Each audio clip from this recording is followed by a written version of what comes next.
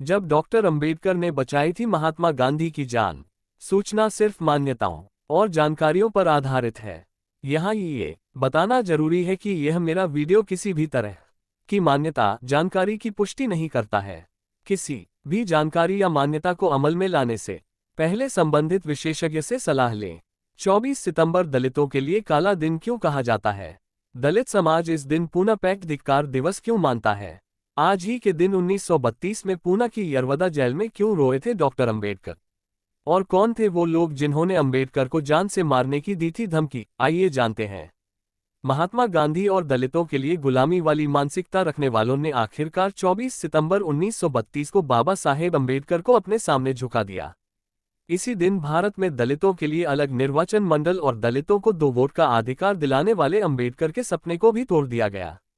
1930 और 1931 के गोलमेज सम्मेलन में अछूतों के अधिकारों के लिए गांधी से सीधी टक्कर लेने वाले अंबेडकर का मानना था कि भारत में अछूतों के लिए 2 वोट का अधिकार उनके उत्थान में महत्वपूर्ण भूमिका निभाएगा। 2 वोट के अधिकार के मुताबिक दलित 1 वोट से अपना प्रतिनिधि चुन सकते थे और दूसरे वोट से वो सामान्य वर्ग के किसी प्रतिनिधि को चुन सकते थे। यह बाबा साहब के प्रयासों का ही नतीजा था कि ब्रिटिश सरकार ने अलग अलग जाति और धर्मों के लिए कम्युनल अवार्ड की शुरुआत की थी। यरवदा जेल में अंबेडकर और साथी 1928 के साइमन कमीशन ने भी इस बात को माना था कि भारत के शोषित समाज को शासन में पर्याप्त प्रतिनिधित्व मिलना चाहिए। 17 अगस्त 1932 को अंग्रेज सरकार ने कम्युनल अवार्ड की शुरुआत की। इसमें दलितों को अलग निर्वाचन का स्वतंत्र राजनीतिक अधिकार मिला। इसके साथ ही दलितों को 2 वोट के साथ कई और अधिकार दिए गए। लेकिन जब ये बात महात्मा गांधी को पता चली तो वो दलितों के उत्थान में बाधा बन गए। पुणे की यरवदा जेल में बंद महात्मा गांधी ने अनिश्चितकालीन भूख हड़ताल शुरू कर दी। उन्होंने कहा कि वो अछूतों के अलग निर्वाचन के विरोध में अपनी जान की बाजी लगा देंगे। महात्मा गांधी के इस कदम से बाबा साहब अंबेडकर बेहद दुखी थे। अंबेडकर 2 वोट के अधिकार को अछूतों के उत्थान में मजबूत कदम मान रहे थे। अंग्रेजों ने भी कम्युनल अवार्ड के तहत अछूत समाज को अलग धर्म और अलग समुदाय की पहचान देने की कोशिश की थी। लेकिन पूना पैक्ट के बाद ये सब खत्म हो गया। अनशन की वजह से महात्मा गांधी की तबीयत लगातार बिगड़ने लगी और इसी के साथ अंबेडकर पर अछूतों के अधिकारों से समझौता करने का दबाव बढ़ने लगा।